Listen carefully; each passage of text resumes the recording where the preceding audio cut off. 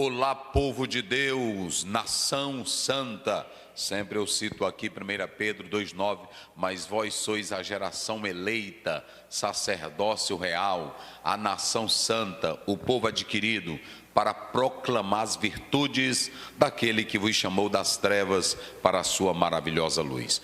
Que alegria! Cumprimento a todos na paz do Senhor. Uma noite maravilhosa neste sábado, para Deus te abençoar, para Deus te dar vitória, para Deus continuar prosperando a sua vida, ok? Então nós queremos louvar a Deus e agradecer a Ele pela vida de cada pastor, de cada ministro, de cada obreiro, de cada servo do Senhor, de cada filho de Deus, filha de Deus. A nossa juventude, todas as sextas-feiras, 8h30, temos a EBD de jovens.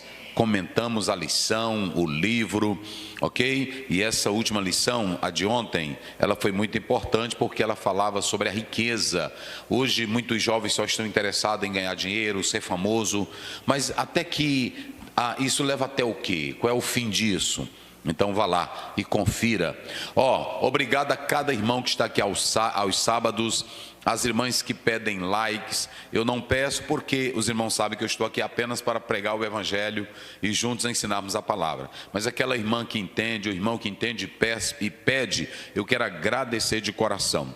Porque eles estão pedindo, não é para divulgar o pastor Zéu, eles estão pedindo para divulgar a palavra de Deus. E a própria Bíblia diz que o que deve ser reconhecido na terra é o nome de Jesus. Nós estamos buscando tornar o nome de Jesus conhecido a outros povos e pedindo a graça dele para a nossa vida. Aos nossos adolescentes, às nossas crianças, Deus abençoe. Um abraço e um beijo no coração de todos.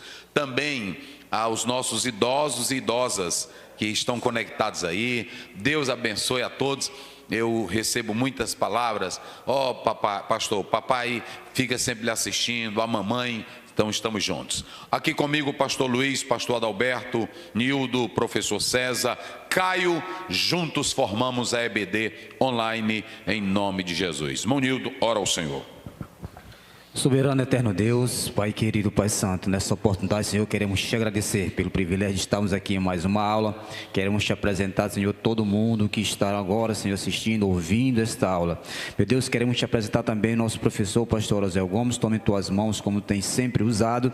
Abençoa, Senhor, todos que estão nesta live assistindo esta aula. Fica conosco, é o que nós te pedimos e te agradecemos em nome de Jesus. Amém. Muito bem, glória a Deus. Nós estamos aqui juntos e unidos para mais uma EBD online e nós temos a nossa lição. A lição aí, pastor Luiz, qual é? Lição de número 11. A salvação não é obra humana. A salvação não é obra humana. Vamos lá. Primeiro ponto, a salvação sobre a graça de Deus. Segundo ponto, soteriologias inadequadas na antiguidade. Terceiro ponto, soteriologias inadequadas hoje. Muito bem, vamos lá ao nosso tema geral, texto áureo e verdade prática.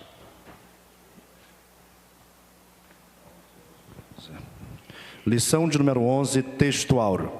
Não pelas obras de justiça que houvéssemos feito, mas segundo a sua misericórdia, nos salvou pela lavagem da regeneração e da renovação do Espírito Santo. Tito 3, versículo 5. Verdade prática. A salvação é um ato da graça soberana de Deus pelo mérito de Jesus Cristo e não vem das obras humanas. Muito bem. A salvação, como é que diz a verdade prática? A salvação é um ato da graça soberana de Deus. É um ato da graça soberana de Deus, não é isso?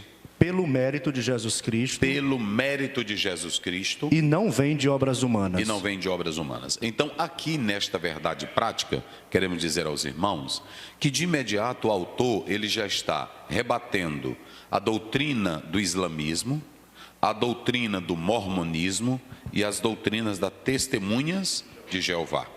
Mas também rebate as crenças hinduístas, como bem outras religiões antigas orientais, que na verdade sempre enfatiza a salvação por meio das obras, por meio dos méritos. E quando nós lemos Isaías 64:4, as nossas justiças são como trapos de imundícia. Ou seja, não há na Bíblia qualquer ênfase meritória da parte do homem como meio para se salvar, não é isso?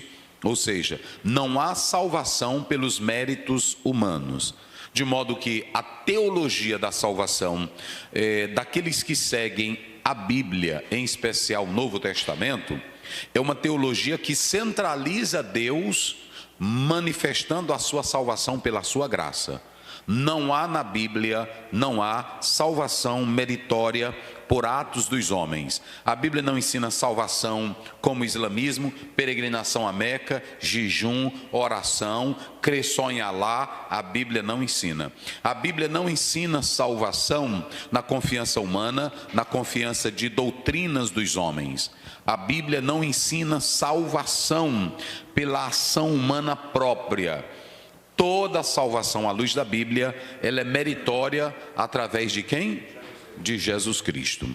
De Jesus Cristo. Não há salvação fora de Cristo. Nós não podemos produzir a nossa salvação. Nós podemos ter obras de salvos, mas nós não podemos produzir salvação. É por isso que a Bíblia diz em Tito 3,5: não por obras de justiça praticadas por vós mesmos, mas sim pelo lavar regenerador, santificador do Espírito Santo de Deus. A nossa salvação é pelos méritos de quem? De Cristo, e nunca pelos méritos humanos. Qualquer igreja, qualquer movimento que ensina que a perfeição humana, que a obra humana, que a escolha humana, que os méritos humanos salvam, nós já podemos fazer o quê? Descartar, que é pura heresia, ok? Então, esse na verdade é o tema abrangente dessa lição, que a salvação não é obra humana. Se a salvação fosse obra humana, toda essa história de expiação, Jesus morrer na cruz, toda essa história de que ele salva, está sendo mentirosa, porque o homem é salvo pelos seus próprios méritos e não pelos méritos de Cristo. Então, olha, essa lição ela é fundamental e nós iremos falar hoje sobre essa questão. E eu convido você, convide sua mãe, convide seu pai, convide também os heréticos para ouvir a palavra de Deus, ok? Então nós vamos à leitura do texto. Efésios capítulo de número 2, versículos 1 a 10.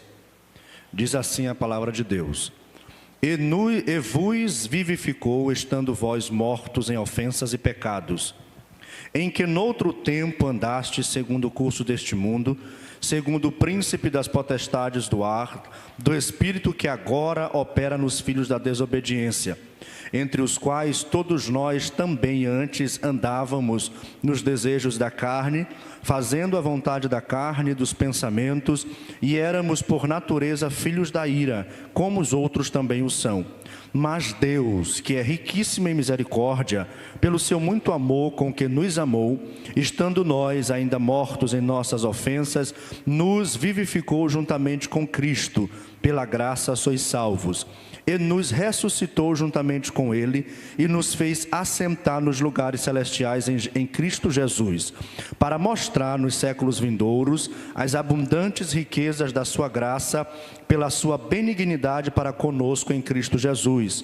Porque pela graça sois salvos por meio da fé, e isso não vem de vós, é dom de Deus, não vem das obras para que ninguém se glorie, porque fomos feitura sua, criados em Cristo Jesus para as boas obras, as quais Deus preparou para que andássemos nelas. Muito bem. Essa é a leitura que o pastor acabou de ler, pastor Luiz, e nós temos aqui uma temática do verso 1 a 10 do capítulo 2 de Efésios. Aqui nós colocamos a salvação pela... É disso que essa perícope, essa passagem, essa porção bíblica está tratando. A salvação é pela graça. Quando nós usamos pela graça, eu preguei agora lá em Brasília, eu falei pela fé. Pela graça, isso aqui é uma instrumentalidade, ok? Compreenda que essa palavra charis, graça, aqui no texto bíblico, ela é a fonte e a fé é o meio. A graça é a fonte e a fé é o meio. Porque pela graça sois mediante o quê? A fé. Essa graça, ela é o dom, ela é o favor o que eu não merecia, o que você não merecia, o que nós não merecíamos, o Pai manifestou a graça dele. E quando se fala de graça, está se falando de um favor que nós não. Então, salvação não é mérito, não é porque eu merecia, é porque o amor de Deus é maior, é grande. Então, aqui nesse texto, nós temos que analisar do verso 1 até o 10, que ele envolve os três tempos nossos. Envolve o passado, envolve o presente e envolve o futuro. Todas as vezes que você for ler essa passagem, você que é um crente em Cristo Jesus, nela está estampada a sua história. Ela é a fotografia do nosso viver, é o raio-x da nossa história, é essa passagem bíblica. Então, quando você lê do verso 1 a 3, vamos lá, nós vamos analisar o passado, 1 a 3. 1 a 3. E vos vivificou, estando vós mortos em ofensas e pecados. Isso. Em que noutro tempo andaste segundo o curso deste mundo, Isso. segundo o príncipe das potestades do ar, do espírito que agora opera nos filhos da desobediência, Isso. entre os quais todos nós também antes andávamos, nos desejos da carne, Sim. fazendo a vontade da carne e dos pensamentos, e éramos por natureza filhos da ira, como os outros também o são. Pronto, então vamos lá. Observe que o pastor Luiz leu do 1 ao 3, que está falando do que nós éramos no passado. Só para os irmãos observarem uma coisa, nós colocamos aqui que esse quadro do verso 1 a 3, ele é um quadro estarrecedor, que já mostra que as pessoas são carentes da graça. Porque quando você começa, o apóstolo Paulo, ele está evidenciando um estado horrível, um estado triste. Vamos comparar, eles estavam em primeiro lugar o quê? Eles estavam em primeiro lugar o quê? Mortos. Observem bem, eles estavam mortos. É claro que aqui nós temos metáforas, linguagem de metáforas, mas o Paulo quer mostrar a vida de um homem sem Deus. A vida de um homem sem Deus é que ele é o quê? É um morto, só que ele é um morto que anda. Ele é um zumbi espiritual, não é assim? Ele é um morto que anda. Quando Paulo fala dessa morte, ele não está falando da morte física. Ele está falando de que tipo de morte? A morte espiritual. Porque nós já sabemos aqui que nós temos três tipos de mortes. Qual é a primeira? Física, espiritual e eterna. Essas três mortes, elas vieram ao mundo por causa do pecado. Romanos 5, verso 12. Morte espiritual, vocês podem observar em Israel, quando nós lemos Ezequiel 37, quando Deus mostra a morte espiritual, a morte nacional, a morte política de Israel. Agora, essa morte espiritual é que a pessoa, ela está dominada pelo seu pecado. Então, observem bem que Paulo, ele começa mostrando que nós somos carentes da graça, porque todos nós estávamos como? Mortos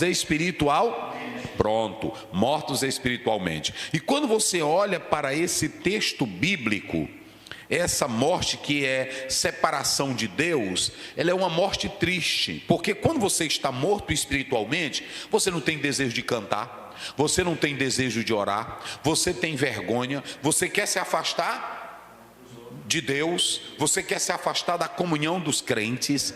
Porque quem está bem espiritualmente, ele está em Atos 2:42, perseveravam unânimes na oração, na comunhão, no partir do pão, e em toda a alma havia temor.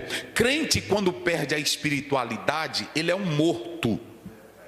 Ele é um morto. Adão, quando perdeu a espiritualidade com Deus, ele ficou logo separado. Ele procurou fugir, ele procurou fazer o quê? Se esconder, e procurou culpar a mulher, culpar os outros, e nunca assumiu a culpa. Vocês sabiam qual é o maior problema de um crente morto espiritual? É que ele não quer viver a vida santa com Deus, ele não quer viver a palavra. E qual é a atitude dele? Primeiro, ele sabe que não está no nível que Deus quer que ele esteja. Então, como ele não está e ele vê outros estando, ele tem raiva da igreja, ele critica a igreja, ele critica a Bíblia, ele fala mal da igreja, ele diz que é um sistema opressor, porque ele não quer viver a vida santa.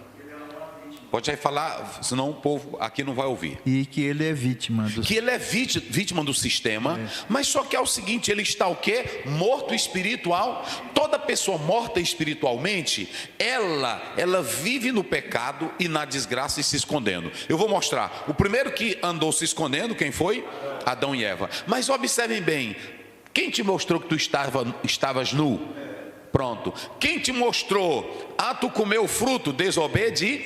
Acã pecou, se escondeu e ficou escondendo as coisas. Ou seja, Saul pecou, queria matar Davi, não era assim? Saul pecou, vivia matando o sacerdote, era assim ou não era? Mas ele tinha pecados horríveis, não obedecia a Deus. Olha o que era Saul, não obedecia a Deus, matava sacerdote, tinha raiva de Davi, cheio... Tu tá filmando, Caio? Vamos começar agora, vamos começar. O que tem de gente aí em nome da religião, que fica atrás de uma câmera, que fica atrás de um celular, morto espiritualmente, defunto que anda, ele ataca a igreja, ataca pastor, ataca a Bíblia, é assim ou não é? Mas vai olhar a vida dele, quantas mulheres ele já não teve? Vai olhar a vida dele, quantos casamentos ele não já passou? Vai olhar a vida dele, quantas igrejas ele não abriu, não deu certo, não funcionou, é um recalcado, um humilhado, um rebaixado, é assim ou não é? E tem muitos como ele na internet. Aí o que eles fazem? Segue esse tipo de gente. Agora, eu vou te dar um conselho: segue morto para tu ver, anda com morto para tu ver, tu vai feder do jeito dele. É assim ou não é? Vai feder do jeito dele. Eu vou dizer uma coisa para vocês: eu não gosto de andar com crente que é fuxiqueiro, é mentiroso, é interesseiro, é egoísta, é avarento, porque a tendência dele é me contaminar. Agora, uma coisa é certa: eu procuro andar com quem tem vida, com quem tem comunhão, com quem tem oração e com quem tem temor de Deus. Você diz assim, é porque o morto espiritualmente, ele não tem reverência. O morto espiritualmente, ele não quer saber das coisas de Deus. Para ele não há interesse. Então o primeiro quadro aqui é que Paulo estava dizendo: vós estáis mortos. Não era assim? Ele começa mostrando que eles estavam mortos espiritualmente. Aí, como ele começa dizendo quem está morto, ele agora vai mostrar qual é o estilo de vida dessa pessoa. Rapaz, mas é linda a Bíblia. Paulo agora vai especificar como é a conduta, como é o estilo de quem anda na vida morta. Não é isso? Vamos lá. Observem bem que o texto começa dizendo aí, que o pastor Luiz leu: ele está mortos em ofensas e pecado. Ou seja, quem domina ele é o pecado. Aí a Bíblia diz claramente aqui nesse texto, observem bem, que ele, como está em pecado, como ele está morto, mas ele está andando. Vamos lá, digam vocês, ele está como? Os mortos espirituais estão o quê? Andando. Mas se eles estão andando, como é que morto anda? Tem alguém que está conduzindo eles. Fala aí. Tem alguém, alguma coisa que está conduzindo eles. Aqui nós temos eu não vou entrar nesse mérito hoje, porque não é o tema da lição, mas você tem os debates dos calvinistas e arminianistas, não tem? Aí eles dizem que morto não responde. Agora me fala também, por que morto anda? Vamos lá, morto anda. Os mortos aqui estão andando. Só que ele falou que tem alguém fazendo o morto andar. Eita, meus irmãos, agora aqui mexeu. Assim como tem alguém que tem vida, que está andando, tem alguém que controla ele. Vamos já mostrar isso aqui. Quem tem vida, tem alguém que está dando. E quem está morto, que está andando, quem é que está controlando? Meu Deus. Então ele está morto, mas está. Ele está morto, mas está cantando. Ele está morto, mas está pregando. Ele está morto, mas está no meio dos crentes. Como é que pode isso? Morto andando, morto cantando, morto glorificando. E Paulo diz: vocês estão mortos em ofensas e pecado. Eles estavam mortos em quê?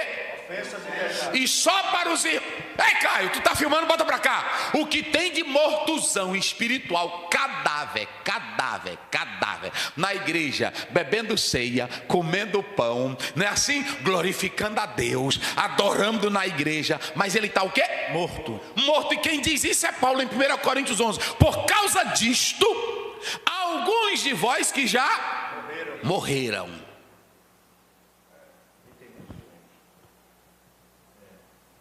Eita, meus irmãos.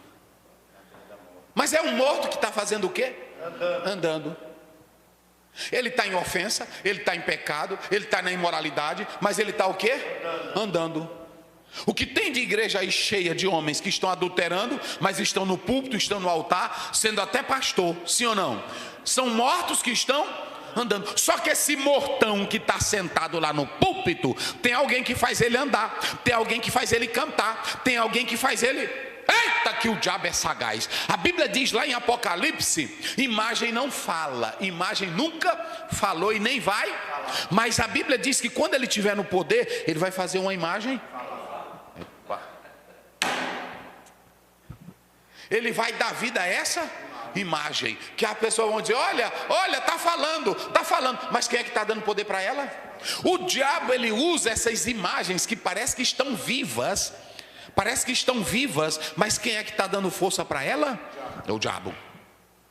Por que, pastor Zé? Agora nós vamos lá, vamos só observar como é no passado. No passado nós estamos o quê? Mortos espiritualmente, mas estamos andando, glorificando. Irmão, é negócio pesado, não é assim? Estamos andando, estamos glorificando, ok? Estamos andando. Mas aí como é? Eu vou mostrar como é que tu anda. Eu vou mostrar como é que um morto anda. Porque você tem que analisar que tem dois tipos de andar. Salmo primeiro, como é que diz? Nós vamos até citar daqui: bem-aventurados os que não andam no caminho dos ímpios, e nem se detém, e nem se assenta. Ou seja, há uma conduta, olha aqui, há uma conduta de pecado, sim ou não? Esse andar aí não está falando só do andar normal da casa para a rua, é um andar de conduta. Eu pergunto: um morto espiritual, ele quer andar na sinceridade? Ele quer andar na verdade? Ele quer defender a família? Ele quer defender o casamento? Ele quer defender a pureza? Ele quer defender o amor? Ele quer defender a oração? Morto não gosta de orar, morto não gosta de ir para a igreja. É por isso que eles ficam: não precisa estar direto na... Tu já morreu, filho. E quem está morto não tem prazer de estar na igreja, porque o apóstolo São Paulo, ele diz que quem ressuscita com Cristo anda em novidade de... Eita glória, Romanos 6,4. Agora, para ressuscitar, tu tem que morrer, e ressuscitar com Cristo, para andar como? Em novidade de... Mas o pastor Luiz leu aqui: mortos no pecado e nas ofensas. O morto, ele está andando, mas ele tem uma conduta de andar. Não é isso que ele está dizendo aí? Bem-aventurado o homem que não anda no conselho. O ímpio só tem conselho bom ou ruim? Hein? Vamos lá, bom ou ruim? Quem é que aconselha: rapaz, trai a tua esposa? Quem é? O ímpio. Quem é que diz: rapaz, mata esse desgraçado? Quem é? Quem é que diz: rapaz, acaba com o nome dele na internet? Quem é? Quem é que diz: rapaz, não dê nada para esse homem não? Quem é que diz: rapaz, não precisa de negócio de igreja, nem de fé, nem de Bíblia? Quem é? Porque esse é o andar dele, é o estilo dele. A vida dele é outra, gente. A conduta dele: não, bem-aventurado o homem que não anda no conselho dos e nem se detém. Porque que o pecador faz? Vamos ver lá, vamos pegar a vidinha do pecador, Gálatas 5,19, corre lá. Vamos pegar a vidinha do pecador. Vai lá, bota aí, meu filho. 5,19. Sim, vamos lá. Ó, duas condutas: a conduta do crente e a conduta do homem que está morto. Como é que o morto anda? Porque as obras da carne são manifestas. Olha aí como é a conduta dele, vai. As quais são prostituição. Preste bem atenção: o crente anda na prostituição? Não. O crente anda nessa desgraça? Não. Então lá vai. Ó a conduta dele. Na prostituição. Então pronto, tem cara aí que tem dinheiro, ele pega a Land Rover, né? Ele pega a Land Rover dele, ele pega, aí pronto, ele pode ser casado ou não casado, mas ele tem a vida velha dele de mundano, é assim ou não é? Ele vai pro bar, ele vai pra praia, ele vai pro motel, ele fica com quem ele quer, é assim ou não é? Ele gasta o dinheiro dele, ele bebe, ele joga, ele fuma maconha, ele fuma droga, ele bota injetável no corpo, é a vida dele, se prostituindo, é assim ou não é? Essa é a conduta de quem está morto para com Deus. Vamos lá, o que ele faz mais? Impureza. Tudo, a pureza na vida dele? Não, você pode observar que o homem que é ímpio, a vida dele é só de impuro, a mente dele é diabólica. Ele só pensa, ele tem prazer de olhar um filme velho pornográfico, ele tem prazer de botar a mulher dele para assistir um filme pornográfico. Isso ali não tem nada a ver, é meu prazer. A mente dele é impura, a mente dele não é pura. Ele está pensando em Deus? Bota para cá, Caio. Vocês acham que um homem que pensa em Deus vai pensar em trair a mulher? Um homem que pensa em Deus pensa em moralidade? Um homem que pensa em Deus pensa em trair? Um homem que pensa em Deus pensa em fuxicar? Um homem que pensa em Deus pensa em matar? Então a conduta é outra. Impureza, lascívia, vai. Idolatria, feitiçaria, inimizade, porfia, emulações, iras, pelejas, dissensões, heresias, inveja, homicídio, bebedice, glutonaria e coisas semelhantes. Essa é a desgraça. Mas essa conduta é para quem anda no pecado. Se escandalize não. Porque tem os que andam com Deus e tem os que andam com o diabo.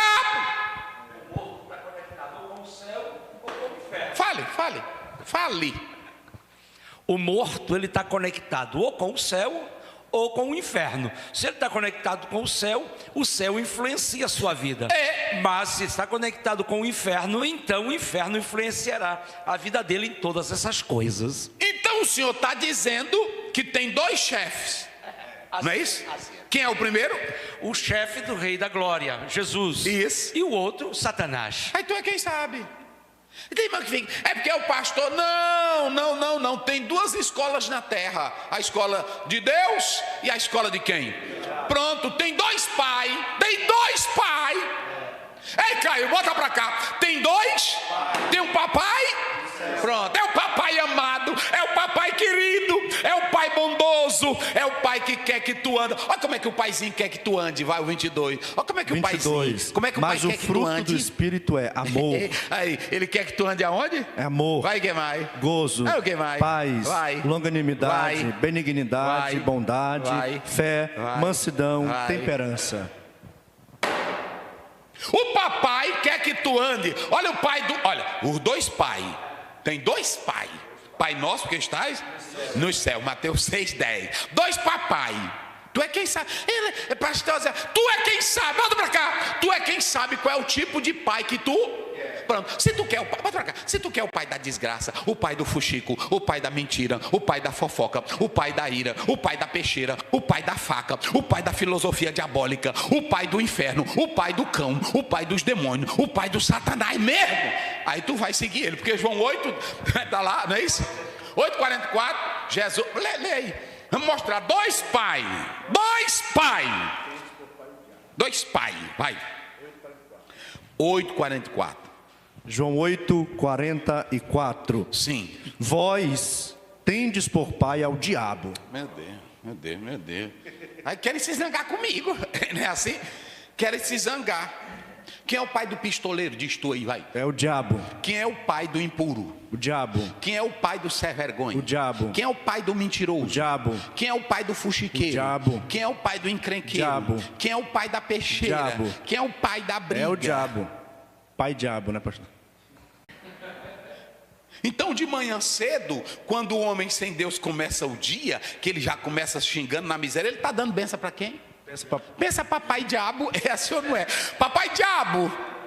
O papai diabo é tudo isso aí que ele acabou de ler. Agora, observem bem Quem anda, lê isso, vós. Vós, Isso aqui quem disse foi Jesus, não foi o pastor Zé Gomes não, vai. vós tendes por pai ao diabo Vocês têm por pai o diabo.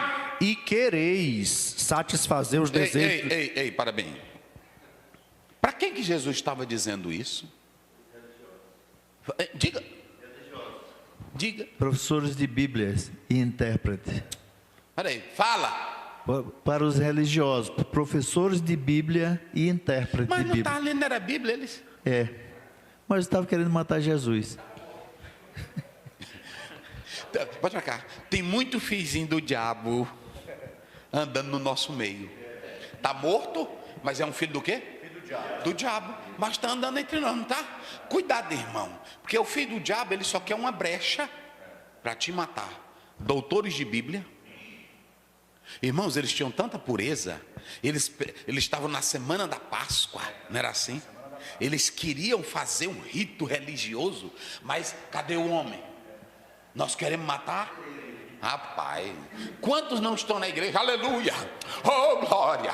Oh glória! Irmão, não gosto do pastor Aziel. É diabo. Porque com a mesma boca que ele glorifica.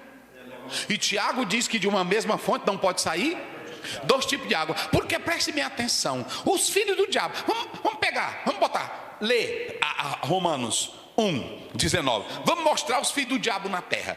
Todos os filhos do diabo na terra. Romanos 1:19. Isso. Porquanto o que... Peraí. E olha pra cá. Aqui não tem negócio. Pode pra cá, Caio. Aqui não tem negócio de educação. Educação. Fineza. Olha o que Jesus acabou de dizer. Vocês são filha de quem? Do diabo. É do diabo. Vocês são filha do diabo. Porque só tem 2 tipos de papai. Qual é o primeiro papai? Pai do céu. Se tu quer dar bênção para o papai do céu, de manhã, abandone o caminho do ímpio. Abandone o caminho do pecador. Não é assim? Salmo 1. Não se detém no caminho dos e nem se assenta. Olha, tu não pode dar bênção para o papai de manhã se tu anda na roda dos escarnecedores. Tu não pode dar bênção para o papai se tu se detém. E tu não pode dar bênção para o papai se tu escuta os conselhos dos ímpios. Não tem como. Se tu quer dar bênção para o papai, Jesus que tem que transformar a tua vida. Se tu quer dar bênção para papai, ele tem que fazer você nascer de novo. Com a natureza velha tu não presta. Não presta. Agora vamos mostrar. Irmão, só tem 2 tipos de viver aqui a vida. É com o papai do céu ou papai do inferno. Ou papai do céu. Mas vamos mostrar, pai. Porque do céu se manifesta a ira de Deus. O pai está zangado lá de cima. Vai. Sobre toda a impiedade e injustiça dos homens. Ele olha do céu e vai derramar sua ira sobre os filhos da desobediência, os que estão mortos. Vai, agora vai mostrar. Que detém a verdade em injustiça. Então preste bem atenção. Primeiro defeito: quem não está com Deus, ele troca a verdade é mentira. Pronto. Ele troca a justiça pela injustiça. Vocês acham que um juiz sincero que tem Deus na vida, ele vai ser contra a justiça? Ele vai ser contra a verdade? Ele vai aceitar, por exemplo, um desembargador, ele vai aceitar vender uma sentença para beneficiar um corrupto? Porque ele anda no temor de Deus. Lá vai, eu vou dizer toda a verdade de Deus aqui hoje. Um advogado sincero, ele vai trocar a justiça, a legalidade da lei, só para ganhar dinheiro, para soltar um corrupto? Ele vai ficar do lado da justiça. Só que no mundo nós temos 2 tipos de escola. Nós temos uma escola que Deus quem é? É o pai. Que quem anda nela é diferente. Mas nós temos a outra escola, quem é o pai dela? E tudo que é de injustiça, de mentira, de carnalidade, de imoralidade, de prostituição, de adultério, de mentira, de falso testemunho, de bebida, de cachaça, de desgraça. Quem é o papaizinho? É o papaizinho, é o diabo. Vamos. 2 reinos, 2 senhores. Reino de Deus, reino do diabo. Vai. Porque o que de Deus se pode conhecer neles se manifesta. Porque Deus lhe manifestou. Porque as coisas invisíveis desde a criação do mundo, tanto Isso. seu poder como sua divindade, se entendem claramente, se veem pelas coisas que estão criadas. Porquanto, tendo conhecido a Deus, não glorificaram como Primeiro, Deus. você já mostrou lá. Agora vai continuando. Eles conheceram A Deus. mas não fizeram o quê? Não Ou glorificaram. seja, nós sabemos que tem esse negócio de Bíblia, tem esse negócio de justiça, tem esse negócio de fé, tem esse negócio, mas nós não queremos. Nós não queremos. Nós não queremos nada disso. Vem pra cá não, pastor Zé. Nós não queremos negócio de Deus. Ora, não é assim. Queremos não, esse negócio, essa besteira. Olha lá, esse irmão, nós não queremos. Eu vou forçar? Pronto. Países de primeiro mundo, nós não queremos Deus. Nosso Deus é o nosso dinheiro, nossa cultura, nosso saber. Nós não queremos Deus. Aí nós, os pregadorzinhos, fica, gente, amar Deus, que é o nosso dever, alertar para não ir para o inferno. Mas eles não querem? Pronto, vai. Não glorificaram como Deus, nem lhe deram graça. Pronto, não dão.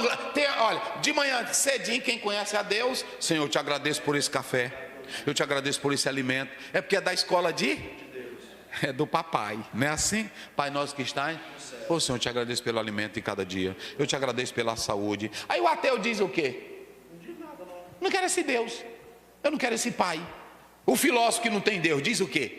Eu não quero esse Deus. Isso é besteira, isso é bobagem, é criação do homem. Agora vive em paz, vive em tranquilidade, vive em saúde perfeita e espiritual, aquele que amanhece o dia. Obrigado, Pai. Oh, irmão. E tem uma coisa, professor César, pastor Adalberto, que nós não podemos contestar. Aqueles que hoje a ciência está vendo que até quem tem uma fé em Deus, ela já começa a dizer, olha, a fé faz bem. Eu nem preciso da ciência, eu só preciso da Bíblia. Tem hoje pregador que fica, a psicologia está dizendo que orar faz bem. Para mim não me importa se a psicologia diz, se a filosofia diz. Para mim o que importa é o que a Bíblia, diz. Eu não preciso da arqueologia para acreditar em Deus, eu preciso da Bíblia. E quando eu me conecto com Deus pela fé, eu tenho paz, eu tenho alegria. Aleluia. Quantas pessoas não vivem tristes porque não têm a verdadeira felicidade? Mas amanhecer o dia, obrigado, Senhor, pelo alimento. Dizer para a criancinha, agradeça a Deus pela vida. Tem um pai no céu, deu condição para a gente comer. Não depende. É que essa alegria não depende exatamente das circunstâncias que vivemos. É de saber quem somos e onde estamos de fato conectados. E essa sua colocação é a crise existencial, não é isso? De onde viemos, quem somos e para onde? Para onde vamos? Está bem aqui. Aí Paulo está mostrando os 3 tempos. Mas vai, prossegue. Eles não querem a verdade de Deus, por exemplo. Aqui é chamada de teologia natural. Não é isso? Deus se revelou na teologia natural. Os céus manifestam a glória e o firmamento anuncia as obras. Oh, coisa boa, só coisa boa. Aí eles olham para o céu. Não, isso aqui é coisa... Falei. E mesmo sabendo disso, eles tinham essa consciência. Meu Deus, essa consciência. Eu não vou mexer hoje com a doutrina da predestinação. Apenas rejeitar. Então veja bem. O pecador morto pode ter conhecimento? Tem. O pecador morto pode ter conhecimento? Pode sim. O pecador morto pode ter conhecimento? Pode sim. Então veja bem, a doutrina do monergismo que nós vamos tratar daqui a pouco, ela tem base bíblica. Porque o que Deus se revelou na natureza é o suficiente para gerar temor ou descrença na pessoa. Mas o Senhor está dizendo, baseado nessa passagem bíblica, que o apóstolo São Paulo está dizendo que o pecador, desgraçado, miserável, morto no pecado, na desgraça, ele pode ter conhecimento de Deus. Ele tem consciência disso, e apenas ele rejeita isso. Ele não aceita essa realidade. Então, quando o homem pega uma arma para matar o outro, ele sabe que está fazendo errado? Sabe sim. Mas por que ele mata? Porque ele é perverso, porque ele tem como pai o diabo, que é homicida desde o começo, né? Então me diga, o senhor está dizendo que quando um promotor, ou melhor, um desembargador, ou um advogado, ele recebe uma propina, ele está sabendo que está errado? Sabe sim. Ele sabe que é ilegal? Sabe. E por que ele faz? Porque o pai dele, o estilo dele, o tipo, como diz o grego, o padrão dele é outro, ele né? Ele tem um paizinho, não é de justiça, é de injustiça. Ele tem um paizinho. Tem o paizinho dele que ensina essas coisas para ele. Professor, outra coisa interessante, o judeu ortodoxo, ele é tão grato assim a Deus, quando ele acorda de manhã, ele agradece a Deus, porque ele acredita que quando a pessoa dorme, ele não existe mais, ele está morto. E quando ele acorda, ele volta à vida. Ele agradece a Deus, assim, Deus, muito obrigado, porque eu voltei. Mas é verdade, é verdade. Salmo 3,5, deitei, dormi, acordei, porque o Senhor me sustentou. Quando você levanta de manhã, você está vivendo outra vez. Agora, nós temos 2 paizinhos. Nós temos primeiro o pai, no céu, que o reino dele é um, é o reino de paz, é o reino de amor, é o reino de alegria, é o reino de justiça, é o reino de verdade, é o reino de santidade, é o reino da salvação, sim ou não? Mas nós temos um pai, que o reino dele é o quê? Das trevas, da luz, das trevas, da inimizade, da porfia, da briga, da facada, da desgraça, da miséria. Quem é esse reino? Então quem quer viver nesse reino é por sua própria. Quer falar o quê? Quer falar aí? Na verdade, tem dois tipos de pai. Tem o pai que nós escolhemos, que é o Pai Celestial, da justiça, da verdade, da pureza, de tudo que é bom. E tem o outro pai que outras pessoas escolhem, né? Você é livre para escolher. É livre. Jesus disse assim: tem dois caminhos. Não é assim? Tem duas portas. Então você quem sabe. Não é isso? Exatamente. Agora, prestem atenção. Ele leu aqui. Vai, continua. Antes, em seu discurso, se desvaneceram. Isso. E o seu coração insensato se obscureceu. Aí criaram um discurso. Qual é o discurso? Enquanto a Bíblia diz: no princípio criou Deus os céus e a...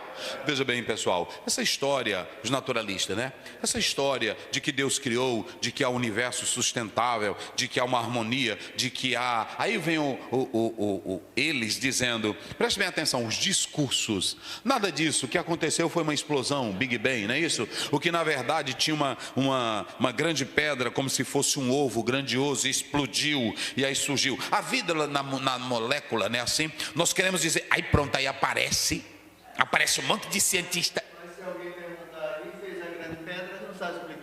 Pois é, aí eles ficam, por exemplo, não é isso? Nós queremos dizer, aí lá vem a mitologia grega, é assim? E eles estão dando aula na universidade para criancinha assim, não é desse jeito? Deus é uma questão fabricada, Deus é uma criação mental, não existe Deus. O que existe é que nós, na verdade, somos seres desta terra, criados, e que nós vamos acabar como qualquer outra coisa. A vida é só isso. Aí você vai para o existencialista, aí você vai para o negativista, aí você vai para o ateu. Eles têm um discurso, tem ou não tem? Mas o discurso nosso é esse aqui: no princípio criou Deus os céus e a terra. E se tu quiser ficar com esse discurso, amém. Aí pronto, escreve tantas páginas, é tão besta. Bota pra cá, Caio. São tão besta que eles não sabem nem quando é que vão morrer já. É assim ou não é? Eles não sabem qual é o fim da vida. Aí pronto, aí você acredita nesses bobinhos. Discurso para afastar de Deus, vai. Dizendo-se sábios, tornaram-se loucos. São doidos, vai. Mudaram a glória do Deus invisível, incorruptível, em semelhança da imagem de um. Aí eles saem do reino de Deus, não queremos Deus. Aí dizem como o pessoal falou para Moisés, para Arão, Êxodo 32. Cadê Moisés? Não, ele está no monte. Ele não vem mais não. Aí pronto, vamos criar aqui um Deus. E estes são os deuses que nos tirou. Ou seja, eles não querem o Deus do céu, mas querem o Deus da sua fabricação mental. É o Deus da sua ciência, é o Deus da sua filosofia, é o Deus do seu dinheiro, é o Deus do seu materialismo, é o Deus do seu próprio universo. Porque eles não querem. Por que eles não querem o Deus da Bíblia? Porque o Deus da Bíblia não aceita pecado, porque o Deus da Bíblia não aceita imoralidade, o Deus da Bíblia não aceita mentira, o Deus da Bíblia coloca um estilo de vida que ele quer, mas o Deus deles é do jeito que eles querem. Pronto, vai, lê. Pelo que também Deus os entregou às concupiscências do seu coração, à imundícia. Quer papai não? Não. Tu não quer o papai do céu não? Tu não quer o estilo de vida do papai? Então Deus disse, não, pronto. Te entrega logo. Eu vou entregar vocês ao diabo. Vocês não querem Então eu vou deixar vocês do jeito que vocês. Agora lê como é que tá, vai, lê. Para desonrarem o seu corpo entre si, pois mudaram. Para. Aqui é pesado, hoje está pesado. Tem homem velho aí que está andando nu. Mulher também. Ela bota o que no corpo? Pega um crucifixo, é assim ou não é? Para desonrarem o seu corpo entre si. Faz o que quer com o corpo ou não faz? Ele está ligando que é a imagem de Deus? Ele está ligando que foi feita a semelhança de Deus? Ele foi pronto. Aí Deus está assim, eu fiz vocês não me querem não? Não me querem não? Então eu entrego vocês. Aí eles fazem o que eles? Irmão, tem tanta pintura. Um dia desse eu estava em outro país, eu não vou dizer aqui o nome. Aí os homens tudo nu, andando de bicicleta com as peias do lado de fora, o bago velho de um lado. Irmão. Aí outros pegaram e botaram o peito. Nós somos isso aqui. Estão desonrando o seu próprio corpo. Pronto, eu vou dizer, não, filhinho, não faz isso não. Eu não vou dizer não. Se ele não quer o papai, hein?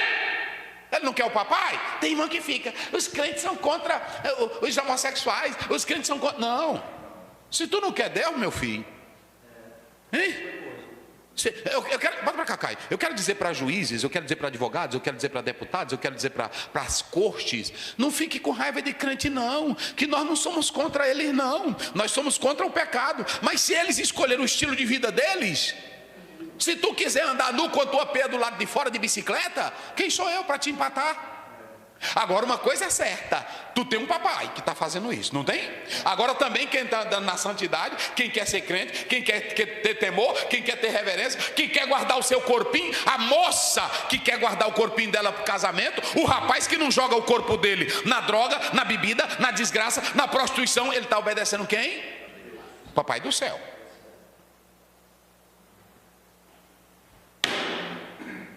Vai, planta, estraga o corpo, velho, vai, lê. Mudaram a verdade de Deus em mentira. Não querem a verdade de Deus e querem o quê? A mentira. Vai. Honraram e serviram mais a criatura do que o Criador, que é bendito. O seu Deus é a sua ciência, é o antropocentrismo, é a sua imagem, é a sua glória, essa é a bagaceira. Duas escolinhas, a escola de Deus, que Ele é o nosso Pai que está nos céus. E a escola de quem? A escola de quem? Lê 1 João 3,10. Ah, tu está zangado? Tu está pensando? Vamos mostrar. 1 João 3,10. Lê. 3,10. 1 João 3,10. Sim. Nisso são manifestos os filhos de Deus. Nisto são manifestos os filhos de Deus. E os filhos do diabo. E os filhos do diabo. Qualquer que não pratica a justiça. Ei. Meu Deus.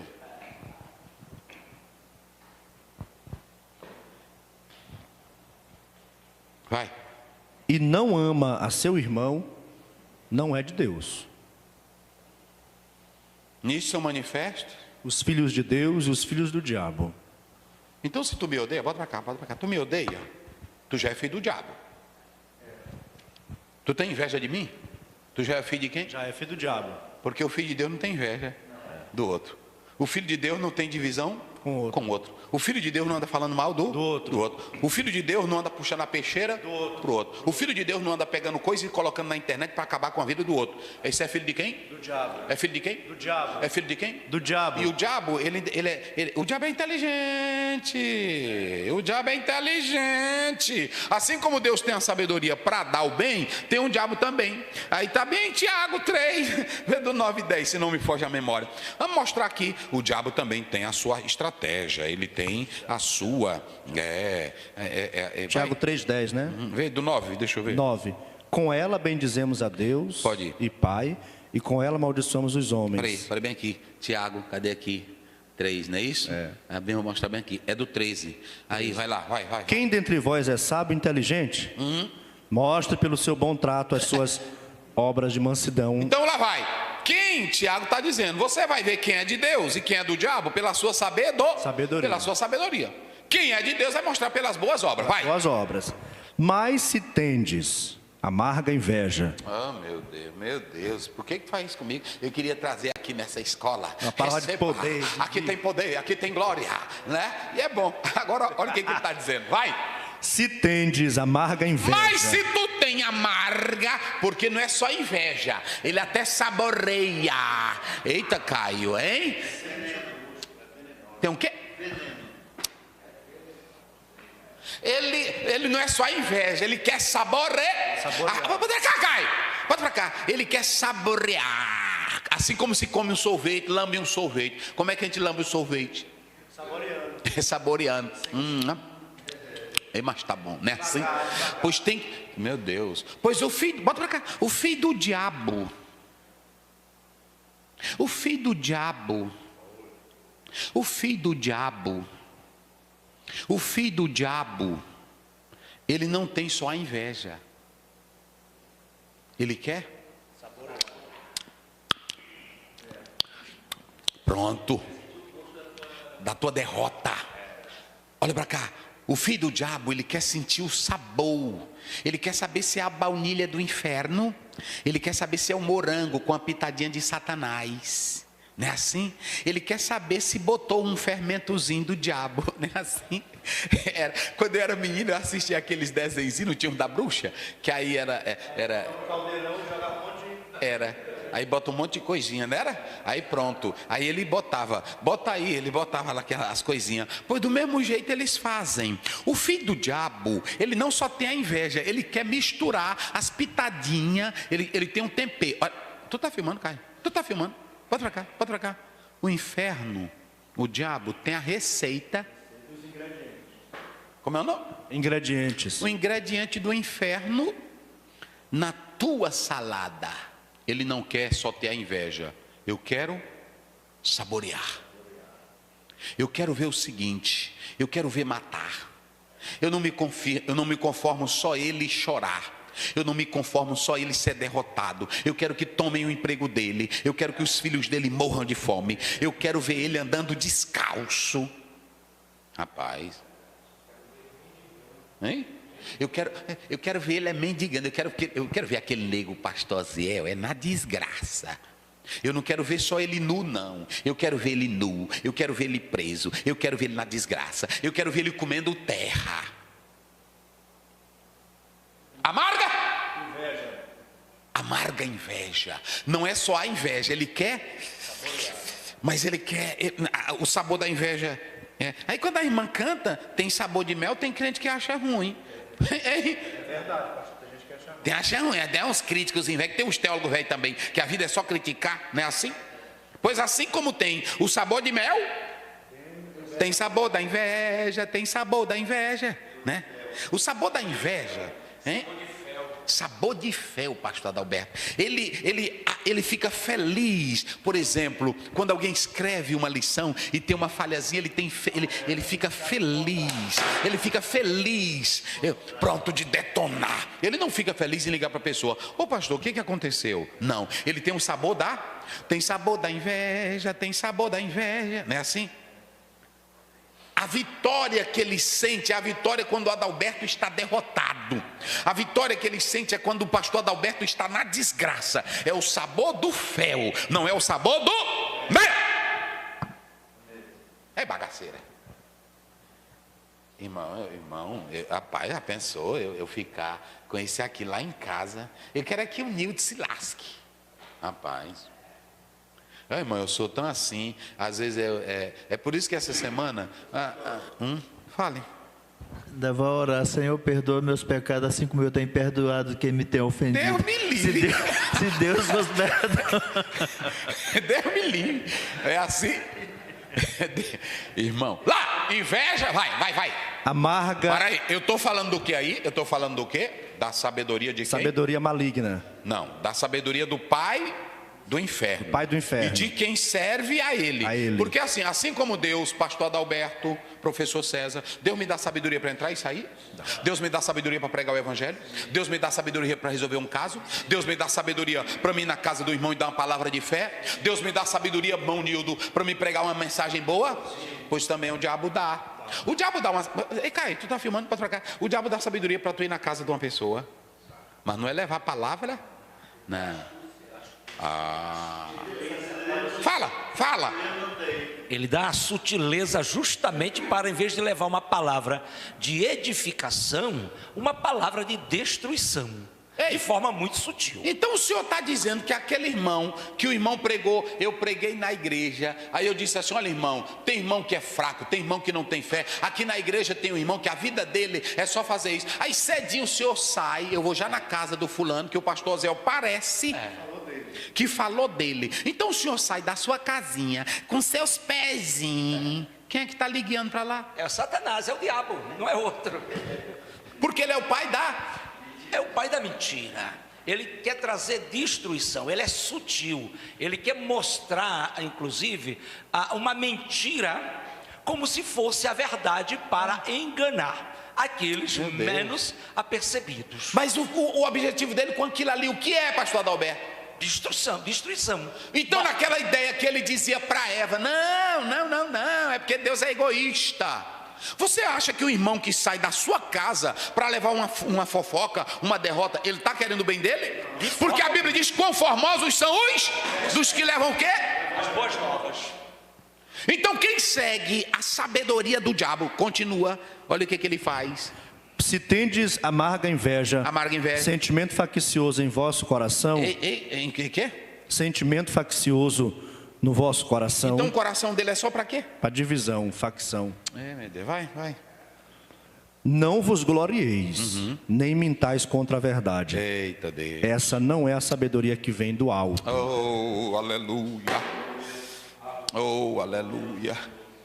A sabedoria do diabo, irmão, é para matar. A sabedoria do diabo é para destruir. A sabedoria do diabo é para criar facção. A sabedoria do diabo é para ver a igreja acabada. A sabedoria do diabo é para ver pastor derrotado. A sabedoria do diabo é para brotar um crente contra o outro. A sabedoria do diabo é para usar professor, é para usar doutor, dizer que a Bíblia não existe, que a Bíblia é mentira. Porque a Bíblia é um livro tão bom, cria paz, cria comunhão, cria unidade, acaba com o sistema opressor. A Bíblia é a verdade, ela dá direito para o homem falar, ela zela pela pureza, pela verdade, mas os homens não querem. Então nós vamos dizer aqui que tem dois papais, não foi assim? E tem um papai que está andando, levando outro à vida, mas tem um pai que está fazendo o morto andar. Quem é esse pai? É o Satanás. Aí observa, quem está no mundo passado, ele está andando segundo o sistema mundano. A Bíblia diz em 2 Coríntios 4:4, o Deus deste fez o quê? Cegou o entendimento. Pronto, o Deus deste. Então esse século maligno, é tão interessante que quando você olha para o texto, você tem duas palavras juntas, Eon, que Eon é o sistema do mundo, e tem a palavra cosmos. Paulo está dizendo que o cosmos, que foi criado por Deus, mas o cosmo pessoa, entrou o diabo, Eon, espírito das trevas, espírito do maligno, espírito do mal, espírito demoníaco, e entrou no sistema cosmos. Entrou no sistema humano, e aí o sistema humano foi corrompido pelo sistema diabólico. É por isso que a Bíblia diz em 1 João 2,15, não ameis o mundo e nem o mundo. Não ameis o mundo nem as coisas que no mundo. Eu estou falando de mesa? Eu estou falando de cadeira? Eu estou falando da natureza? Eu estou falando da praia? Eu estou falando do rio? Eu estou falando da fauna, da flora? Eu estou falando de um mundo diabólico, onde as pessoas são dominadas pelo príncipe das trevas. É o mundo diabólico aonde? No sistema diabólico de festividade da carne, da exibição do corpo, que promove a bebida, promove a droga, promove a sensualidade, promove separação de casal. Essa festa é de Deus ou é do diabo? Então pronto. Sistema do mundo, o mundo mundano. Aí o próprio Senhor Jesus Cristo, aliás, o 1 João disse, o mundo jaz no maligno. E lá em 1 João 5,4 só tem uma forma de você vencer esse mundo maligno. Qual é? A nossa fé. O mundo jaz no maligno. Já no maligno. É o sistema mundano. Aí eu pergunto aqui, um parlamentar que não tem Deus, ele vai apoiar a família? Ele vai apoiar um casamento? Ele vai apoiar a ordem? Se ele entra lá perverso, ele apoia o quê? Perversidade. Então pronto. Aí ele é inteligente. Tem gente que diz assim, fulano é muito inteligente, porque tem dois tipos de inteligente. Tem um inteligente que tem a sabedoria de Deus, e tem um inteligente que tem a sabedoria do diabo.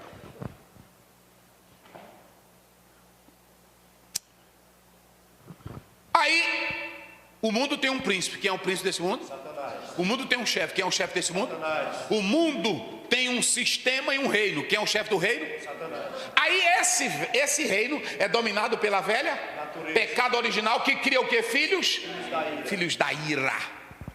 É isso que a humanidade sem Deus é no presente. No passado era o que nós éramos, mas hoje essa sociedade sem Deus, ela vive dessa forma. Eita. Nós éramos assim. Fala aí. Ele disse que nós éramos assim no passado, mas todos como os demais são. Pronto. Que não aceita a Cristo. Que não saíram de lá permanecem. Estão do mesmo jeito. É assim que o mundo atual está. Mas aqui Paulo está dizendo vós. Depois ele usa até nós éramos filhos da ira, nós andávamos em ofensas e pecados, nós estávamos mortos, oh aleluia. Aí o verso 4 diz, mas ele vos deu vida, oh aleluia.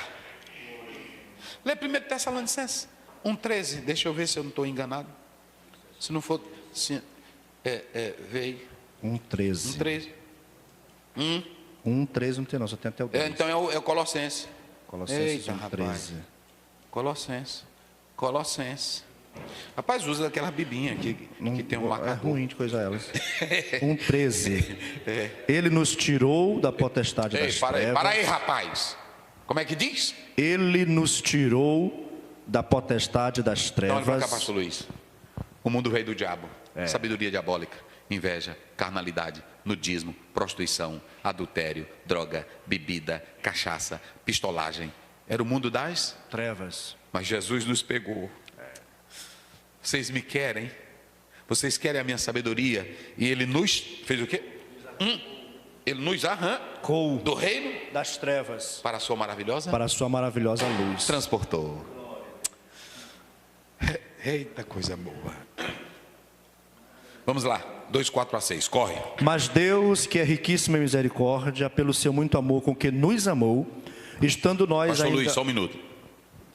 Quando Paulo fala filhos da ira, ele não está dizendo aqui que a pessoa nasce com ira. Mas como eles aceitaram o sistema de Satanás, se tornaram filhos do diabo, o que vem para eles? A ira de Deus. É isso que Paulo diz em Romanos primeiro. Vamos. Mas Deus, que é riquíssimo em misericórdia pelo seu muito amor com que nos amou, estando nós ainda mortos em ofensas, nos vivificou juntamente com Cristo. Pela graça sois salvos, e nos ressuscitou juntamente com Ele, e nos fez assentar nos lugares celestiais em Cristo Jesus. Então vamos correr aqui. Quem está no presente, Paulo está dizendo o seguinte, que ele mostra que não há como um homem promover a sua salvação, porque ele está na incapacidade. Ele está como? Ele está morto. Então morto fala? Agora, nós temos aqui um contraste. Morto não fala, mas esses mortos estão falando, estão vivos, não é isso? Morto não anda, mas esses mortos estão. Só que eles estão doentes, não é isso? Natureza velha, pecaminosa. Então neles tem alguma coisa para promover a salvação? Não. Então, de maneira nenhuma. Por isso que Paulo está mostrando aqui a incapacidade do homem, mas a suficiência de Deus. Quem foi que deu vida para quem estava morto? Deus. Quem foi que levantou quem estava morto? Deus. Quem colocou na posição das regiões celestiais? Deus. Então, Deus é quem promove a nossa salvação. E há uma coisa, toda essa miséria, toda essa desgraça, não há limites para a misericórdia de Deus. Não é isso? Mas Deus, sendo rico, apesar do homem não querer Deus, do homem desprezar Deus, do homem negar Deus, do homem renunciar a Deus, do homem querer ser um sistema diabólico, mesmo assim Deus diz: eu vou mostrar meu amor. Eu vou mostrar meu amor por vocês. A Bíblia nunca mostra o nosso amor para com Deus, mas mostra o amor de Deus para conosco. Romanos 3,16, João 3,16. Mas Deus amou o mundo que deu o seu Filho unigênito, para que todo aquele que nele não pereça. Aí pronto, João diz: vede com um grande amor nos tem concedido o Pai, que fôssemos chamados filhos de Deus. Romanos 5,8. Mas Deus dá prova do seu amor para com, em que Cristo morreu por nós. Oh, amor sem limite. Toda essa insuficiência, essa miséria do homem, não há limites para a misericórdia de, me parece que é Lamentações 3:23 ou é 24, não é isso? As misericórdias do... Eita, pode pra cá. A causa de tu não morrer ainda, a causa de Deus não destruir tudo ainda, a causa de Deus não acabar com tudo, é por causa da misericórdia dele. Eita, coisa boa. Então veja bem, a Bíblia fala do amor de Deus para conosco sempre. Ela nunca fala do nosso amor, ela fala do amor de Deus, porque o que está em voga aqui é o amor de Deus e não o nosso amor. O nosso amor é falho, o nosso amor... meus irmãos, o profeta Oséias diz que o nosso amor é chuva de verão, é chuva passageira, nosso amor é interesseiro, nosso amor, um dia eu estou, se Deus não me der isso, eu vou largar de mão, não é assim? Porque a mamãe morreu, eu estou adiando Deus, e aí tu não... Ei, Caio, bota pra cá. Aí tu não presta pra nada, tu é fraquinho, tu é miserável, tu cai toda hora, tu critica a Bíblia, tu critica a oração, tu critica a igreja, tu critica... Deus deixa de te amar? Não. Deus deixa de te amar? Não. Porque Deus é amor. Ele nunca vai deixar de amor. Na essência Deus é... Oh, meu Deus. Aí Paulo mostra aqui que no presente o Senhor Deus, Ele mostra a nossa incapacidade. Com esse homem todo na miséria, um morto vem andando, ele tem condição de se salvar? Ele tem condição de promover a salvação dele? Não, de maneira nenhuma. O profeta Isaías diz que os nossos pecados, essas transgressões, faziam separação entre nós e Deus, de modo que ele não podia ouvir-nos. E quando Jesus cura aquele cego, disseram: mas ele é pecador. Se é pecador, eu não sei. Uma coisa sei, que eu era cego, agora eu vejo. E eu não entendo, dizia o cego, que Deus tenha ouvido um pecador. Isto mostra, de fato, pastor Osiel, que é incapaz...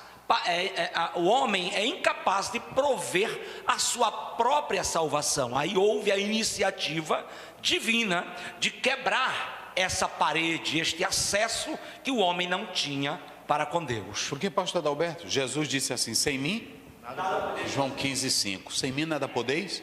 Ele disse em João 14: eu sou o caminho. Então, o homem tem vida para dar? O homem tem luz para dar? O homem tem salvação para dar? Então todas as religiões orientais que diziam que há no homem bondade para salvar, até mesmo dentro do islamismo, o homem tem obras perfeitas, a Bíblia descaracteriza tudo isso e mostra que no homem não há nada. Só Deus é quem pode salvar. Só Deus é quem pode salvar. Então veja bem, aqui nós temos, por que nós estamos vivos? Não é que diz o verso 4? 4. Mas Deus, que é riquíssimo em misericórdia, pelo seu muito amor com que nos amou. Oh, meu Deus, oh amor. Lê 1 João 4. 1 João 4, 4:9. Nisto se manifestou o amor de Deus para conosco. Oh, aleluia. Nisto se manifestou o amor de Deus. Que Deus enviou seu Filho unigênito ao mundo, para que por ele vivamos. Hein? Para que por ele vivamos. Então eu estou vivo por causa do quê? Porque Deus nos ama. Ele nos ressuscitou. Ele nos vivificou. Então eu só estou vivo por causa do quê? Do amor de Deus. E eu preciso mais de alguma coisa para isso aqui? Não. Por que tu aceita todas essas outras religiões, essas crendices, se a Bíblia tem um projeto muito mais fácil? Rapaz, eu fico pensando, a Bíblia, ela só mostra o amor de Deus. Eu não preciso ir para Meca, eu preciso peregrinar, eu preciso de jejum para ser salvo, eu preciso deixar de algumas comidas para ser salvo, eu preciso seguir Joseph Smith, eu preciso seguir Charles Russell, eu só preciso seguir quem? E Jesus, ele diz para mim que é o quê? O caminho, a verdade e a vida. Eu preciso carregar a cruz para ser salvo, eu preciso carregar sacrifício, eu preciso fazer obras. E por que vocês querem essas outras coisas, se Jesus é o mais fácil para você chegar? Aí observem bem, aqui nós temos agora, aqui nós temos a nossa nova posição. Quando você aceita Cristo, Ele te dá vida, mas Ele não só te dá vida, Ele te coloca na melhor posição. A melhor posição. Qual é a melhor posição? Nós estamos nas regiões aqui. Quando você aceita Cristo, no momento que aceita, você já está no céu. A gente pensa que o céu é só lá em cima, lá é a morada. Na hora que você aceita, Jesus diz: você já tem a vida eterna, você já tem a alegria da salva. Então pronto, vamos lá, terceiro, para a gente fechar. 7-10. Para mostrar nos séculos vindouros as abundantes riquezas da sua graça. Eita, meu Deus. Pela sua benignidade para conosco em Cristo Jesus. Vai. Porque pela graça sois salvos por meio da fé. Não vem das obras para que ninguém se glorie. Porque somos feitura sua, criados em Cristo Jesus para as boas obras, as quais Deus preparou para que andássemos nelas. Pronto, vamos fechar aqui esse texto. Hoje demorou aqui, mas é porque é o jeito. Agora é no futuro. Olha, é no futuro. Aqui Paulo mostrou quem nós éramos no passado. Ele mostrou o que nós somos no presente. No presente nós estamos sentados nas regiões celestes. No presente nós estamos vivos. No presente nós andamos pela fé. No presente nós somos ressuscitados em Cristo. Mas ele agora está falando do nosso futuro. O que o nosso futuro nos aguarda? Observem bem que a primeira coisa que eu coloco aqui é a lição objetiva da fé. Não é isso? Aliás, da graça, não é isso? O que essa graça fez? Eu não merecia nada disso aqui, mas Deus fez tudo por mim, Deus fez tudo por você. Essa é a lição da graça, é a objetividade da graça. A graça tem um objetivo, é um favor eu não merecia, nem você merecia, nós não merecíamos, mas Deus não resolveu dar. E aí pronto, quem quiser, Ele manifesta esta graça. Agora, onde é que Deus demonstra a sua graça? Não é isso, pastor Luiz? Como é o verso 7 que diz aí? 7. Para mostrar nos séculos vindouros as abundantes riquezas da sua graça, pela sua benignidade para conosco. Então, aonde é que Deus, ele manifesta a sua graça? Vê o verso 7 do capítulo 1, desse mesmo livro aí. Capítulo 1, né? Isso. 1:7. Em que temos a redenção pelo seu sangue, Eita. a remissão das ofensas, segundo as riquezas da sua graça. E o 3:4? 3:4. Pelo que, quando ledes, podeis perceber a minha... 3 e o 4 versículo... Aliás, é Tito 3:4. Opa, Tito 3:4. Isso, Tito 3:4. Aonde está a igreja? Aonde é que Deus mostra a graça dele? Vai Tito lá. 3:4. Isso, vai lá. 3:4. Traidor... Opa. Tito 3:4. 3:4. Tito bem aqui, depois de... Vai. Tito 3:4. Mas quando apareceu a benignidade, o amor de Deus, Eita. nosso Salvador para Sim. com os homens. Isso. E o 2:14 do mesmo livro, 2:14. 2:14. O qual se deu a si mesmo por nós, Sim. para nos remir de toda iniquidade e purificar para si um povo seu especial, zeloso de boas obras. Então você já sabe onde é que Deus mostra a sua graça. Tu acabou de ler agora, minha aí? No perdão dos nossos pecados, Mas com quem? Em quem ele mostra a graça dele? Cristo Jesus. Não, ele está perdoando os nossos pecados. Em quem ele manifestou a graça O dele? homem, o próprio homem. Ah, olha para cá. Esse homem que não valia nada, miserável, pecador, bandido, cheio de tudo. O Senhor agora diz: eu vou mostrar a minha graça. Então, aonde é que a pessoa pode ver a maior graça de Deus? No próprio homem. Aí ele diz: para ser um povo zeloso de boas obras. Então, quando a graça entra, não tem como esconder ela, irmão César. Ela muda. Quando essa graça entra, primeiro ela mostra que foi um favor de... Oh, rapaz, meu Deus. Por que a gente não aprende isso, irmão? Senhor, me mostra a tua graça. É só tu olhar para um crente lavado pelo sangue de Jesus, um pecador rei transformado. Mudado ali está o quê? A graça de Deus. O Senhor mostra a graça na igreja. Ninguém pode se mudar por si mesmo. Esse é o maior milagre. Por isso que esse é o maior milagre. Então, a graça é a lição da graça. E onde é que Deus demonstra a sua graça? Na sua igreja, no seu povo, ok? A fonte da salvação. A fonte da salvação é a graça de Deus. Porque pela graça sois, eu não merecia, você não merecia, a fonte é o próprio Deus. Atos 4:12, e em nenhum outro nome há salvar, porque nenhum nome dado entre os homens, nós podemos ser salvar, não sei o nome de quem? Só Jesus pode salvar. Agora, a fé aqui, ela entra como um canal. Deus manifesta a graça dele. Mas quando a pessoa, esse favor, eu começo a pregar, a fé vem pelo ouvir o quê? Essa fé que eu estou morto no pecado, mas eu não perdi a consciência, eu não perdi definitivamente a imagem de Deus. Eu tenho ainda a imagem, a semelhança, ainda que desfigurado, mas eu tenho, a palavra reaviva isso em mim. A palavra toca em mim e ela me faz viver. E aí ela leva a palavra. E aí quem é que convence do pecado, da justiça, do juízo? O Espírito Santo. Aí eu coloquei esse significado. Isto não vem de... Olha esse pronome demonstrativo. Tudo, nem a graça, nem a fé. Aqui a expressão é ao todo da salvar. Isto não vem de... Esse isto não vem de vós. Esse isto não está se referindo a fé, nem está se referindo à graça, está se referindo a salvar. Esta salvação não vem de vós, está aí. Esse isto não se refere a vê aí, pastor, está na Bíblia mesmo, não é produto. 6:23 de Romanos, olha aí, 6:23, vamos lá.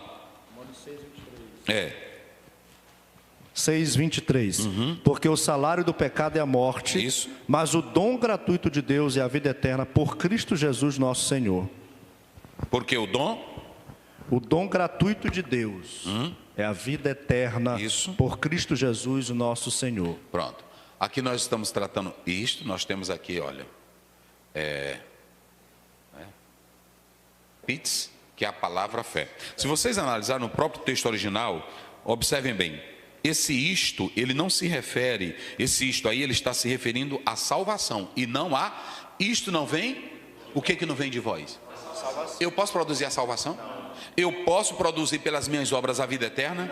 Isto não vem de, o que é dom de Deus? A salvação.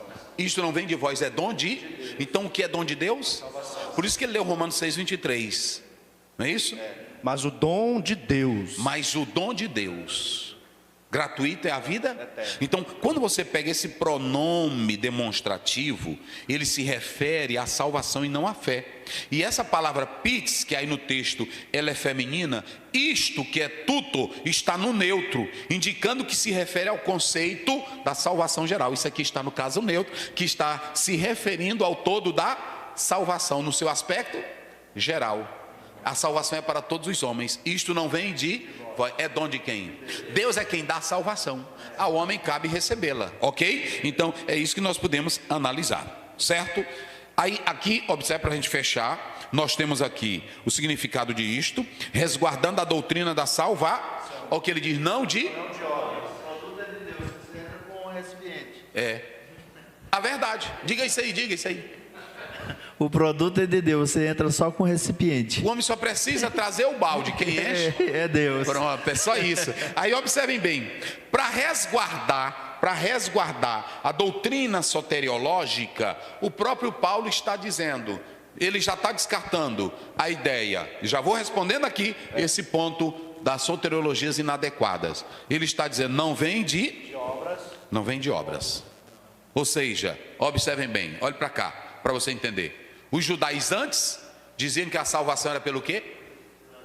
Pelas obras, observando a lei de Moisés. Eram e ninguém é salvo pelas obras da lei. Nós somos salvos pela fé em Cristo Jesus. Então os galacianos, ou os judaizantes, eles pregavam que se alguém quisesse ter salvação, teria que praticar a lei, teria que se circuncidar, se fosse um gentil, para se tornar prosélito, teria que guardar a lei de Moisés. E aí o apóstolo Paulo vem e diz, não, vocês são salvos pelas obras de Cristo Jesus. Para ser crente, era só crer em Jesus. Atos 16:31, crê no Senhor e será salvo tu e a tua casa. Então pronto, em primeiro lugar, nas práticas antigas, descartado, não por obras. O gnosticismo pregava duas coisas. O gnosticismo pregava desde Mani, lá da Pérsia, eles diziam que havia uma dualidade, yang, não é isso? As duas forças opostas, o bem e o mal, e havia essa briga. Aí o gnosticismo dizia, o mundo, a matéria não presta, mas tem um conhecimento místico que pode salvar. Então não existe conhecimento místico, não existe conhecimento secreto. E aí nós sabemos que o mundo, o mal entrou no mundo por causa do pecado. E há uma luta do diabo para estragar a obra de Deus. Mas o diabo não luta com Deus, porque o diabo não é páreo para com Deus. Mas a doutrina gnóstica diz que há um conhecimento perfeito, secreto, que pode trazer salvar. Tem isso na Bíblia?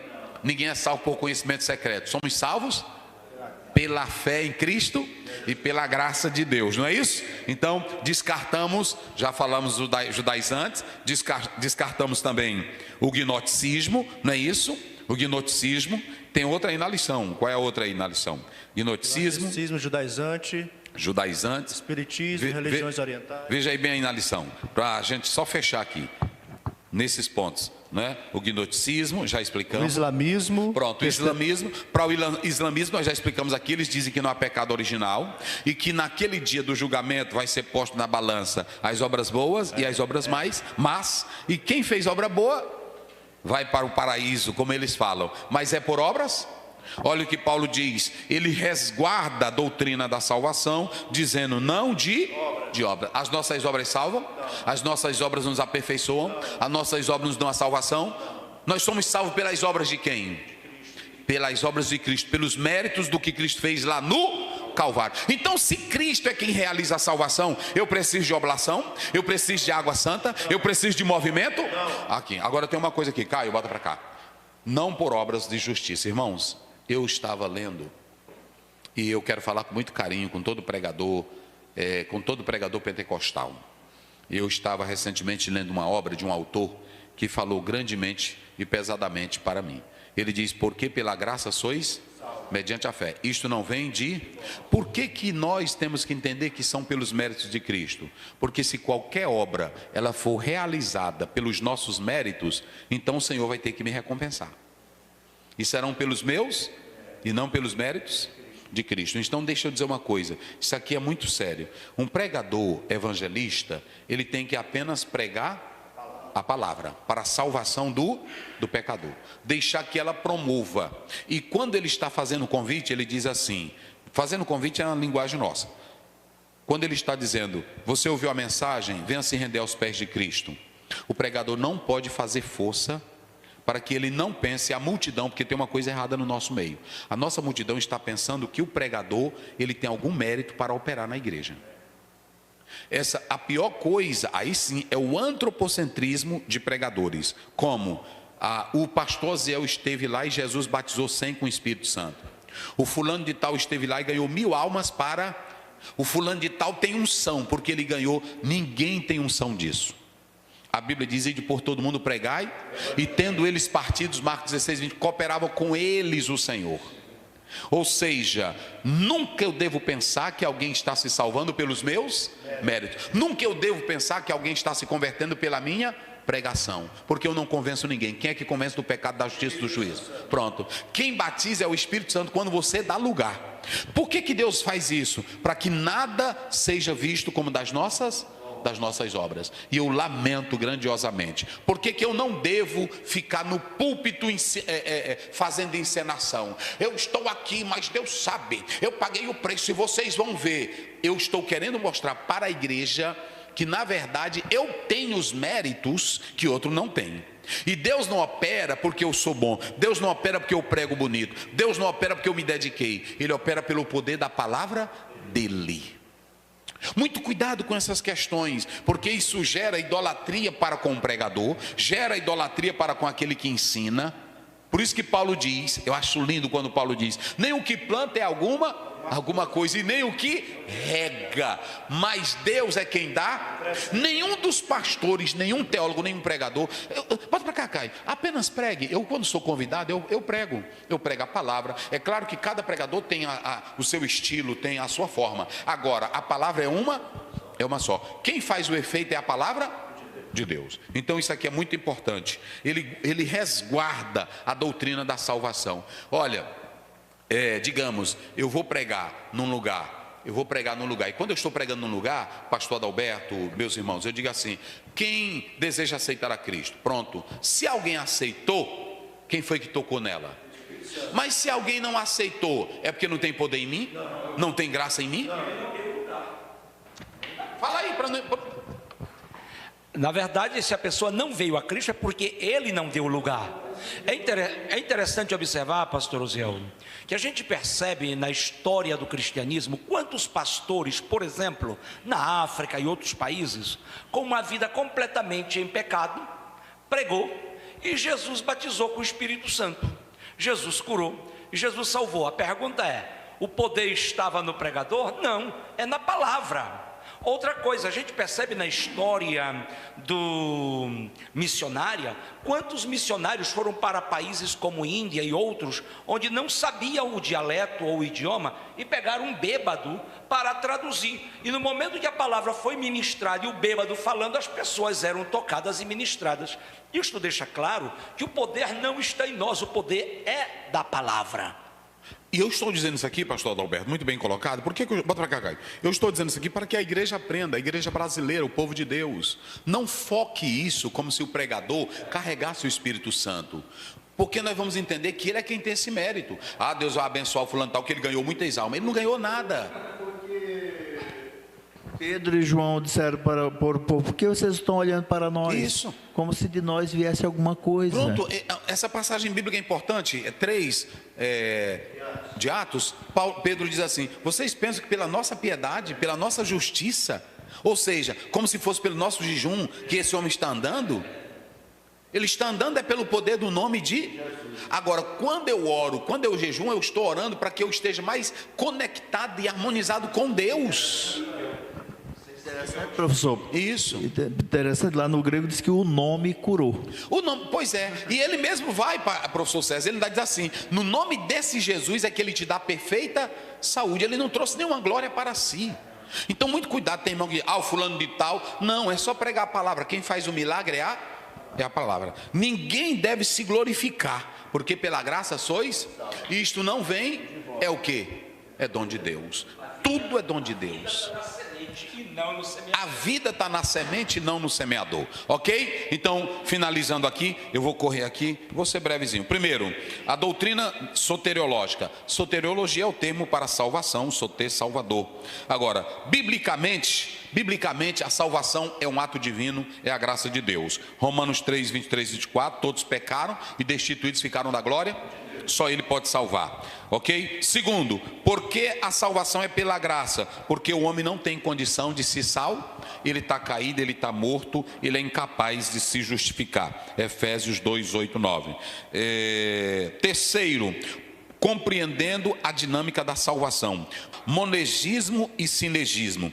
O monegismo ensina que a salvação é uma obra exclusiva de Deus, sem qualquer cooperação humana. Os calvinistas pegam esse texto aqui de Efésios 2 e diz: morto não responde, morto não fala. Aí é a parte que eles usam do esse mono que quer dizer único, não é isso? Mono. E aí você tem ergo, que é obra. Então ele diz que a salvação é só uma obra ou seja, o homem é totalmente passivo, não é isso? O homem não faz nada, só quem faz é Deus. Ou seja, Deus é quem pega ele, mesmo que ele não queira, ele vai salvar ele. Quem era dessa linha? Agostinho de Hipona. Agostinho de Hipona, ele acreditava que o homem cooperava, depois ele mudou de ideia. Agostinho de Hipona, João Calvino, Jonathan Edwards eram dessa ideia. Qual é a base bíblica que eles usam? João 6,44. Ninguém pode vir a mim se o Pai que me enviou não o trouxer, e eu ressuscitarei no último dia. Eles usam Romanos 9,16. Assim, pois, não depende do que quer nem do que corre, mas de Deus que se Nunca, olha para cá, bota para cá, Caio. Nunca pegue esses textos aqui e leia eles isolados. Esse texto, esses versículos têm que ter um contexto. Então não leia isso aqui não. A exegese mais fraca de um calvinista, mais fraca, é quando ele pega isso aqui isoladamente. E não tem como pegar. Sinergismo. A palavra sinergismo ensina que Deus oferece a salvação, porque essa preposição sim, que é com, é junto, né? Junto com a obra, ela mostra aqui que Deus oferece a salvação, mas que o homem coopera com a resposta da fé. A Bíblia não está dizendo que o homem coopera com obras. Não, porque o homem não tem obra nenhuma para cooperar com Deus, mas ele coopera ele coopera dizendo eu creio, ele coopera dizendo eu aceito, ele coopera dizendo eu levanto a minha mão para Cristo. Isso. Então veja bem, quem era que defendia essa visão arminiana e wesleyana? Tiago Armínio, John Wesley, Charles Finney. Qual é a base bíblica do monergismo? Mateus 23, 37. Jerusalém, Jerusalém, que mata os profetas e apedreja os que te são. Quantas vezes eu quis ajuntar os teus filhos como a galinha junta debaixo das suas árvores, mas vocês não. Então pronto. Então a Bíblia, irmã, se você for Apocalipse 22, 17, e o Espírito e a esposa dizem, e quem ouve diga, e quem tem sede, e quem meu Deus, toma de graça da água da vida. Então nós negamos aqui essas colocações. E para finalizar, nós temos também as religiões, como por exemplo o espiritismo, do kardecismo, como por exemplo o hinduísmo, que ensina que a salvação, o hinduísmo é a base disso. O hinduísmo trouxe essa base de dizer que a salvação, a justificação do homem, ela não vem apenas, ela passa por ciclos. Ela depende de várias reencarnações. Ou seja, nessa vida você não fez um bem, mas até que você entre para uma purificação, você vai passar por vários estágios da vida. Isso é chamado de reencarnar. Não confunda com encarnar. Encarnação é que Jesus se tornou carne, e uma só vez, não é isso? Mas ele ficou repetindo isso? Não. A Bíblia diz em Hebreus 9, 27, ao homem está ordenado uma só vez, e vi depois o que vem. Então não existe. Todas essas doutrinas de reencarnação e essas outras religiões que colocam a salvação pelas obras, elas são condenadas pela Bíblia, a palavra de Deus. As Testemunhas de Jeová, elas têm duas posições, elas têm os grupos dos 144 mil, não é isso? E ela tem os grupos dos gerais, que vão ficar aqui na terra, que não tem Espírito Santo, que não tem nada, eles vão ficar aqui na terra. Então eles dividem em dois grupos. E também, por exemplo, eles têm essa ideia. O mormonismo tem uma fé em Jesus Cristo, mas é uma fé totalmente que compromete, porque eles também dizem que tem que fazer confissão para o líder deles. Toda essa doutrina é negada pela Bíblia. Nós ficamos com a palavra, que Deus nos abençoe. Vamos orar com o irmão César, pastor Adalberto, em pé para as bênçãos apostólicas.